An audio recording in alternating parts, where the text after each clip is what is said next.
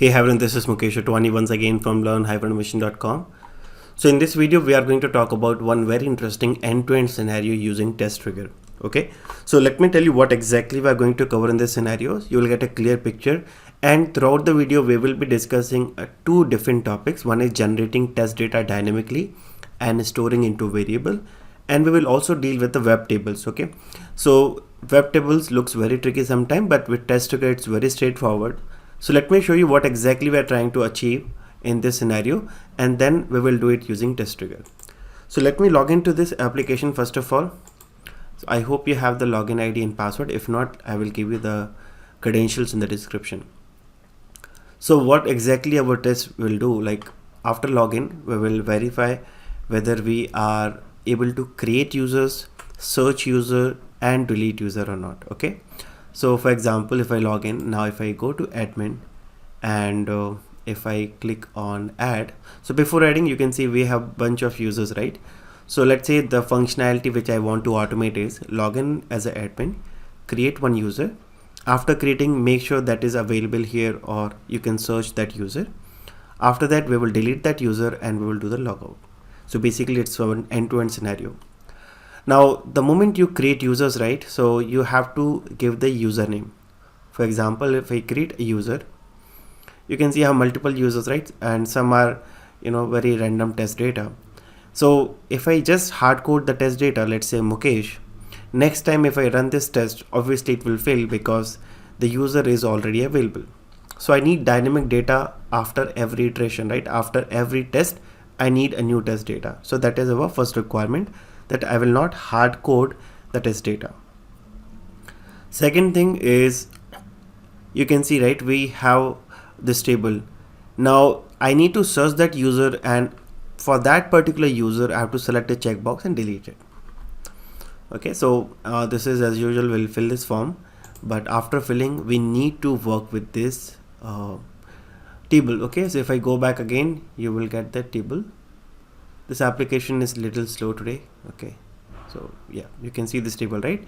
So we don't know at which particular place that username will come, so we need to see this dynamically. So that also I will show you. So watch the video till then, you will get to know so many things from TestRigor. And as we know, without any coding, you just need to write plain English and you can automate this complete scenario. So let's go back, let's do the logout first.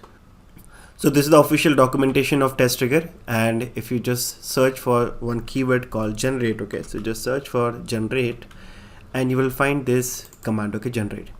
Now as the name suggests, it will generate one test data for you. It depends on what kind of data you need. Do you need email, do you need numbers, do you need just a random string? So depends on your requirement, you can generate the test data. So as you can see the example, generate a unique name. You need to write generate unique name, then enter into this field and save this as a variable. So this is exactly what we will do, but I will make a small twist here, that I will generate a unique name, okay, then I will save into a variable. That variable I will use throughout my test. So let's go back and let's create a new test. So in the previous videos we have seen, right, how to log into application, how to log out, and we have also done file upload scenario. So this time I'm going to create a new test, and let me give this as end-to-end test, and now I can start writing. So now you can generate the test data and store into a variable. So what I will do, I will write same thing, generate a unique name and save as, in double quotes I need to give that variable. Okay, let me give that variable is new user. So make sure you use exactly same. Let's generate unique name and save as new user. Now I can continue. So I can now log in and continue. Now guys, if you remember, in my previous videos we have created something called reusable rules, right? So if I show you that reusable rules as well, because that is the main part, right? We can reuse the number of tests or the test steps that we have written. So login and logout is something that we want every time. So in the last lecture we have generated one reusable rule. So let me show you that, because this time I will use that. So if I go back to my reusable rules, okay, this is the one we have used, right? login. So I will be using this login. Now after login, okay, let me log in this, that reusable rule that we have seen, right, that will perform these steps and it will make sure that we are able to log in successfully or not. And inside this reusable rule, we are taking data from test data. Okay, so if I show you that test data as well, we have stored our username and password here. So in case if you are new to this video, I would highly recommend you to watch that video as well. So this particular step will do the login, right? After that, I need to click on admin. Maybe I will keep it in a separate window. Yeah, let's do it. I will say click. Where I need to click on this admin tab, right? So I will say in double quotes admin. The moment I click on admin, now you will see I have a different UI, right? Now I can verify whether I'm on the right page or not. So what I can do, I can verify if that page contains add button, delete button, or search button, or reset button, it means we are landing on the right page. So immediately I will check that page contains add. Okay, everything that I'm writing is available on the documentation site. So let's say if you want to see, just do the search. Yeah, so if you see this command called check, right? So check page contains this, check page does not contains this, you can use that. So you can do the checking based on the page label, element label. So I'm checking this page should contain add, and now let me click on this add. Okay, so I will say click add. The moment I click on add, now again I need to make sure that I'm landing on the right page, right? So now again I can do multiple stuff. I can verify this buttons, I can verify this text, I can verify the URL. Let me check this part, okay, this text. If this page contains user role, it means we are on the right page. So again I will say check that page contains, I will just do the copy. So I will just copy this user role. And guys, let me know if you need this test cases. I will give you in the description or the first comment of this video. You can simply copy paste and give a try. Now if you want to select admin, you can do that. So if you want to select admin, because by default it is ESS, right? But let's say I want to select admin. So let's also see how we can select the value from drop down. So selecting value from drop down is very straightforward. Okay, what you need to do, you just need to say select which value you want to select and which field. So I can simply say select, okay, what I want to select, admin, because ESS is already selected, right? From, what is the field name? My field name is user role. So just say from, again in double quotes I can give user role. Now that's the interesting part. Okay, now I need to select an employee name, right? So if I just type one employee called Evo, okay, Evo, I'm not able to pronounce it. So let's say I want to select this user, so I have to type this again. So again I will say type this username and it should be under employee name, right? So I can write type this employee name, and in which field? The field name is employee name. It's very basic. Now type click. Okay, so all the fields that you can see, it's type. Now here comes the very interesting part. I need to enter the username, and this time I don't want to enter username hard-coded, right? Now I don't want to write Mukesh or some random user, because that will be duplicate next time. So I will take the username which we have stored here. So basically when you execute a test, it will generate a unique name and it will save into this variable. So let's say it will create a user called ABC or XYZ. So the same user I will be using here. So I will say now type what we want to type. I want to type this value. So whenever you have to take the data from the stored values, what you can do, just say type stored value. Now you have to give the variable name. Okay, what is the variable name? This variable name. Then it will be replaced. Okay, so suppose if it is a ABC, then it will replace and it will say type ABC, but where exactly? In which field? Field name is username. That's all you need to do.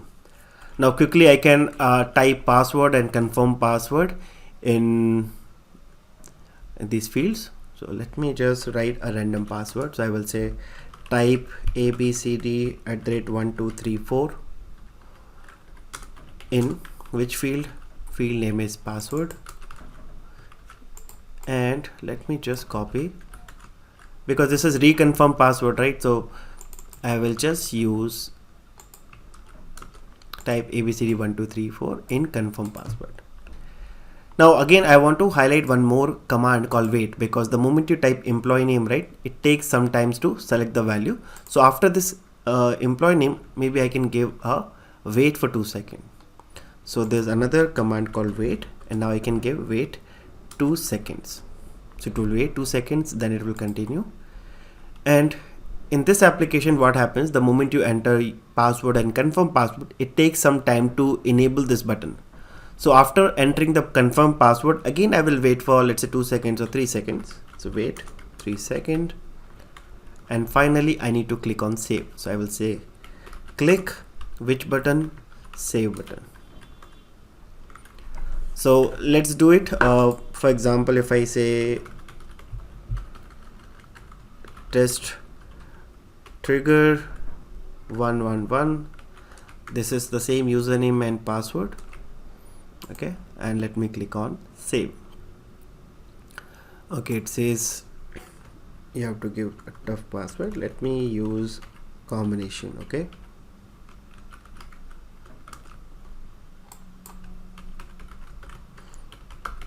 yeah, the moment I click on save, you will see this user will be saved, and it should display the same user in our table. Okay, there's application issue, I guess.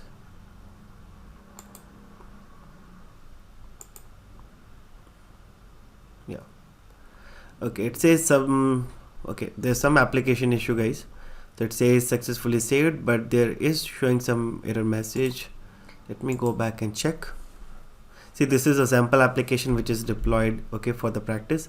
So you might encounter this issue. For the time being, please ignore. So, but when you start working with your application, you might not get this issue. But in case if you get, your test should fail. Now this is the user that we created right now, right? Now I need to verify whether this particular user is available in the table or not. Now how we can do that, that we need to see. But before that, let's see, are we able to search or not? So let's type here whatever user we have created. So again, the user which we have created is this user, right? New user. So after clicking on save, again I will say type stored value. Which value? New user. In which field? Okay, we need to enter in this field, right? Username.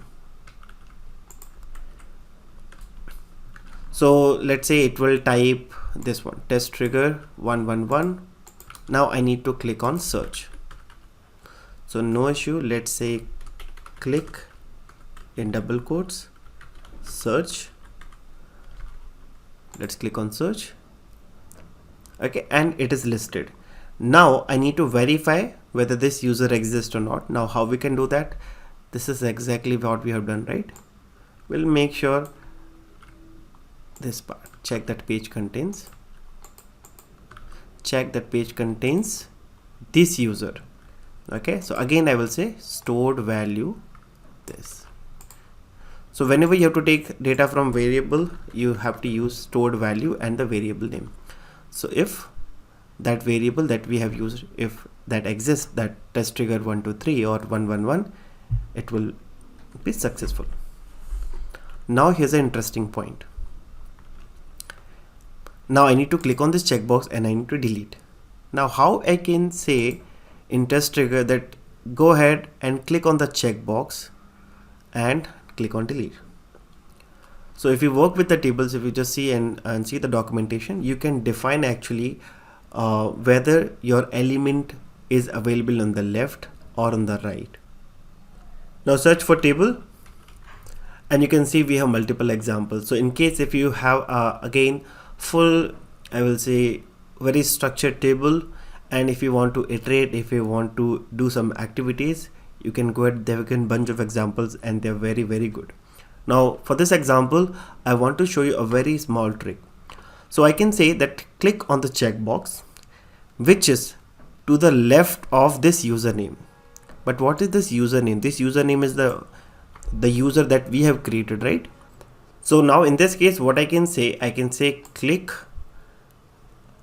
left or click checkbox which is left to this TestRigor 123, but this is stored value. So what I will do, I will simply say that click. Now where exactly you need to click checkbox which is to the left of TestRigor 123, but that I am taking from variable. So I will say stored value new user. After that I can simply click on delete. So I will say click delete. After that I need to make sure that it has been deleted. So for example, if I delete this, okay, again the moment I delete, I will get this confirmation box. Again I have to click on OK. So I will say click OK. So the moment I click on OK, this particular record should get deleted. And again I need to verify that it should not be present, right? Because that is what our new assertion. So instead of giving page contains, I can say page does not contain. Okay, just opposite. So after deleting, we want to make sure that particular user that we created does not exist. And after that, we can just do the logout. Now again, if you want to just log out, just click on welcome and click on logout. But again, if I'm not wrong, we have already created a reusable action for this as well, right? So I can call this. So again, I can go ahead and just call logout. Okay, let's see how it works. In case if this doesn't work, we'll identify what is the root cause and we'll fix this. So click on add and run, and yeah, this will take few seconds. Click on this arrow, and now let's wait for the execution.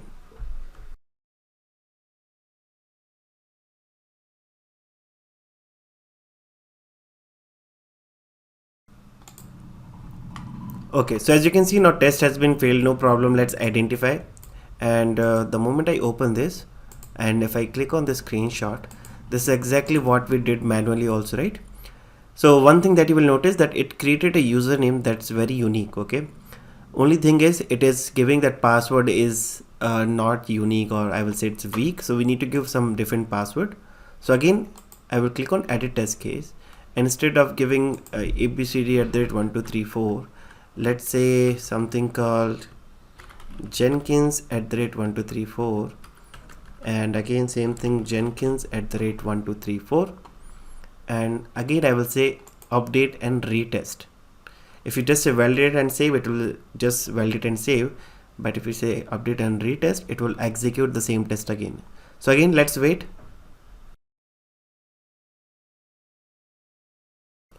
Okay, so as you can see, test failed again. If I just go back, and if I'm not wrong, we got the same issue that we got earlier that has related to the password, if I'm not wrong. So if I just see this screenshot, okay, just hold on. It says very weak. It says password must contain a lowercase, later uppercase, later a digit and a special character. I guess we have done that already. Maybe I have to give again a very different password this time. So Jenkins, we have done that. Okay, let's say _1234 78.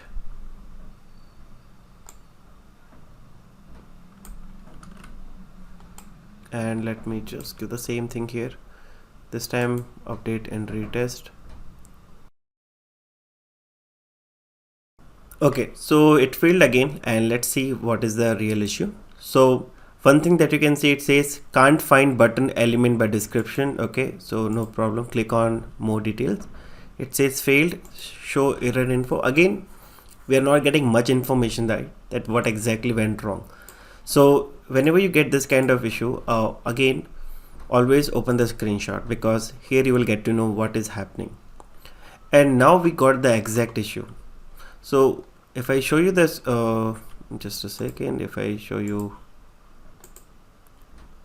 application, the moment I type, let's say if I type Mukesh underscore 50, okay, so this username is available here and this username is available here as well, right?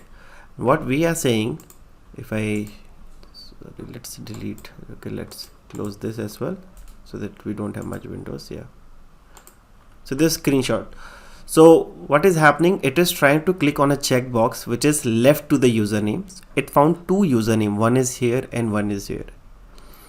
So by default it is trying to click on the first checkbox, which is obviously not available, but it found the username. So it says I found the first username and I tried to click on the left checkbox which is not available, and here it is failing, right? So we need to tell TestRigor that hey, find to the second username, which is this, and then you will find a checkbox. Make sense, right? Because this is exactly twice is available, and by default it is trying to check for the checkbox which is left to the username, which is not available here, which is causing the issue. So you can quickly edit the test case, come back, and instead of saying left of username, you can say second. Okay, so you can give in this fashion, like first, second, third, and so on. So by default it is click on the first, but the moment you add second, it says click checkbox to the left of second username, which will get generated, and this time you should not get issue. Let's rerun and let's see the output.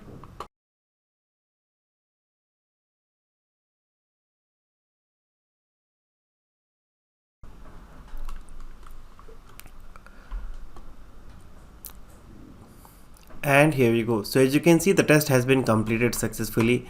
You can see the successful result finished. Now if I show you the screenshots, okay, you will see, you can see the video as well, but yeah, this will be little fast. So it started with your welcome window, then okay, then it did the login, click on admin, click on add, then it did all these entries, right? You can see it found the user role, it changed from ESS to admin, it entered username, and this is the random username that is getting generated, right? Enable password, clicked on save, perfect. Then in the next screen, okay, this is yeah, this is the username, and in the next step it is trying to search. Yes, it did the search, and if I show you the next part,